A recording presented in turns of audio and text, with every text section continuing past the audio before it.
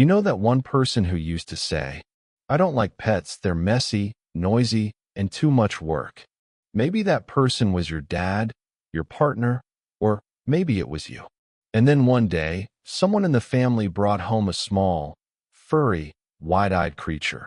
Maybe a puppy, a kitten, or a tiny rabbit with ears that flopped when it ran. And suddenly, everything changed. That same person who said, "Don't let it on the couch," is now lying on the floor, baby talking the animal like it's their firstborn child. It's funny, right? How can someone go from, "I'll never have a pet," to "I can't imagine my life without them"? But if you look closer, this isn't just a cute story. It's a glimpse into something deeply human. How love, attachment, and emotional connection can awaken in the most unexpected ways. Today, let's talk about the psychology behind this transformation. Why people who once resisted animals often end up loving them more than anyone else in the house. Let's start from a place we all understand: control.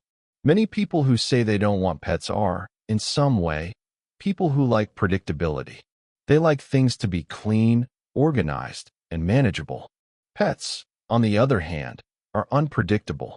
They shed, they bark, they bite things, they interrupt routines. So, psychologically speaking, refusing to have a pet isn't about not having empathy. It's about protecting one's comfort zone.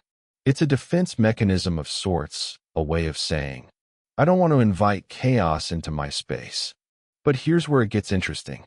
Once a pet enters that environment, often through someone else in the family, the dynamic shifts. Because this chaos doesn't come in the form of noise or mess anymore. It comes in the form of love.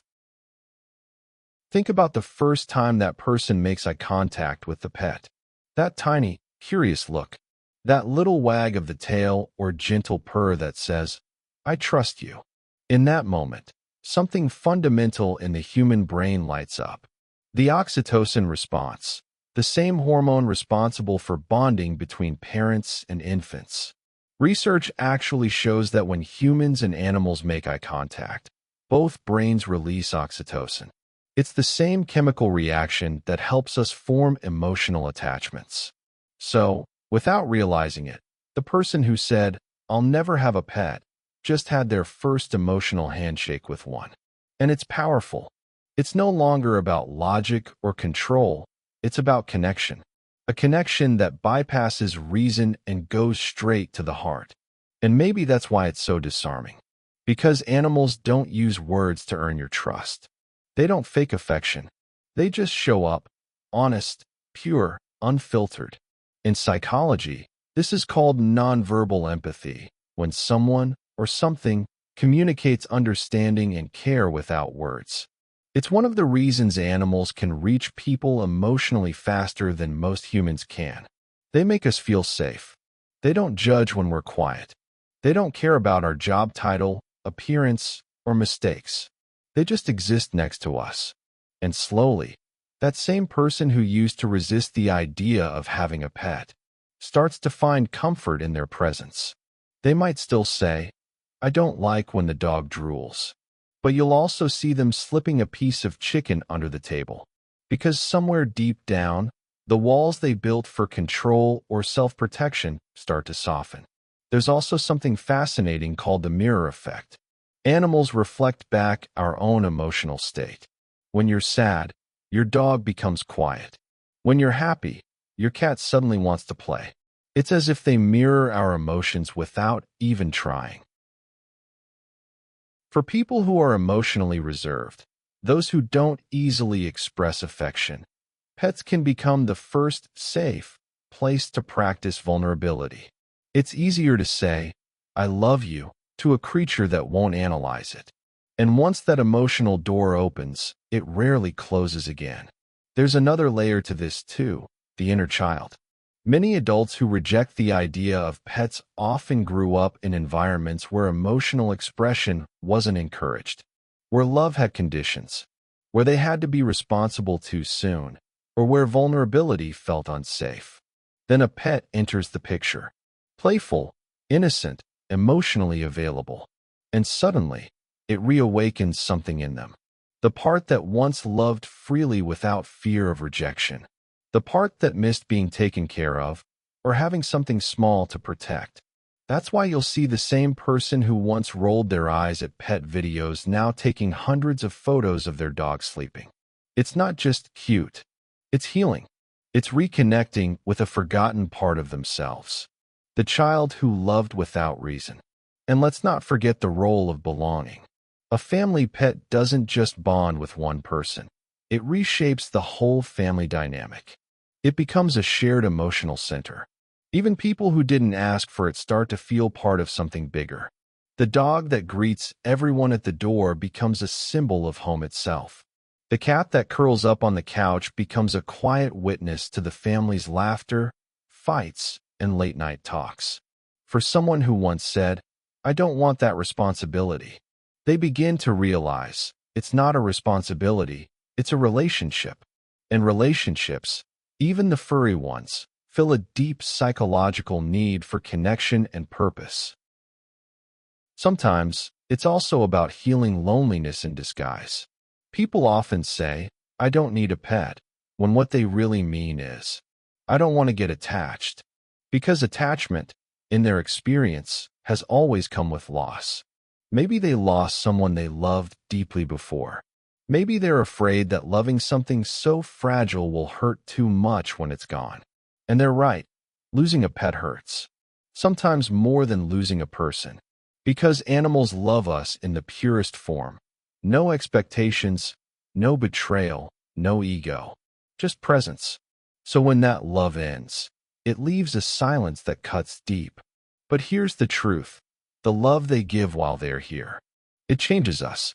It teaches us to care again, even when we swore we wouldn't. It reminds us that love, no matter how temporary, is always worth it. So maybe the people who once said no pets weren't cold or heartless. They were just protecting themselves from change, from chaos, from loss. But life has a funny way of softening our edges.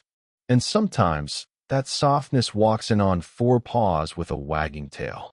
If we go a bit deeper, there's something beautifully symbolic about the moment someone opens up to a pet.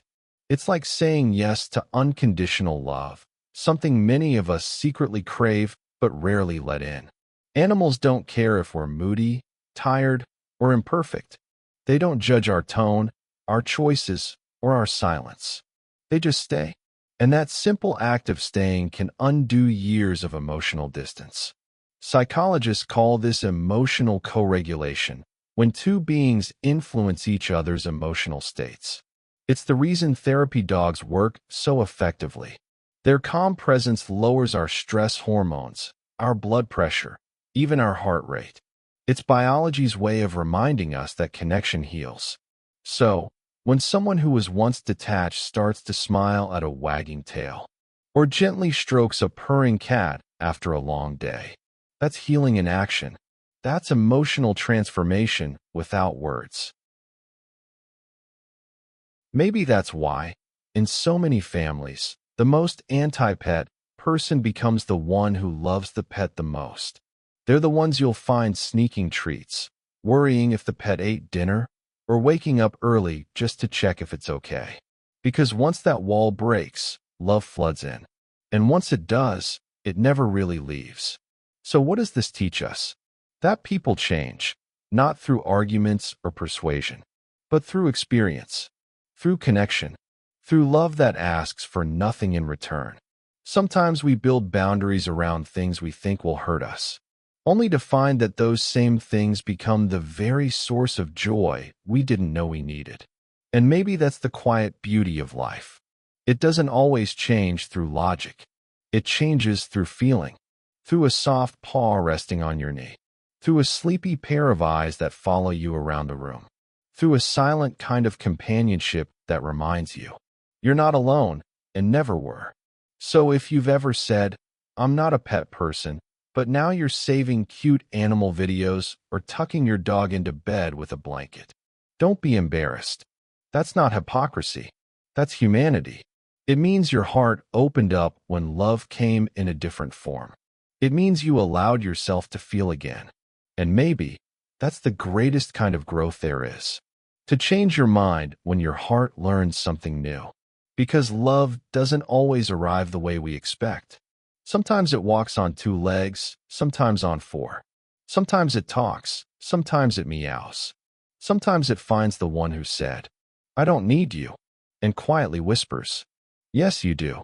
And just like that, another human heart softens, another connection forms, and another story of unexpected love begins. So if you're listening to this right now, maybe smiling because you've seen it happen in your own home. Or maybe you are that person who swore off pets and then fell hopelessly in love. I want you to know something. You didn't change because of obligation. You changed because love found its way in. And that kind of change is never small. It's the kind that restores our faith in connection, in softness, in our own capacity to care again. Maybe that's the lesson animals quietly teach us every day. That love doesn't need to be perfect to be powerful. That we can be stubborn, busy, practical humans, and still have space for something innocent and unconditional. And that's okay, because the world needs both. Logic and love, reason and tenderness, control and chaos. When those balance out, life feels more whole. So, next time you see someone who says, "I don't like pets," don't try to convince them otherwise. Just wait, because one day, a furry little teacher might show up at their door, and without saying a word, teach them what words never could. Speech balloon, have you ever been that person, or seen someone in your family change like this? Share your thoughts and stories in the comments. I'd love to hear how your heart softened, too. And remember, it's okay to change. It's okay to love what you once didn't understand, because that's what being human is all about. See, you said you didn't want a pet. Now look at you, calling them your baby.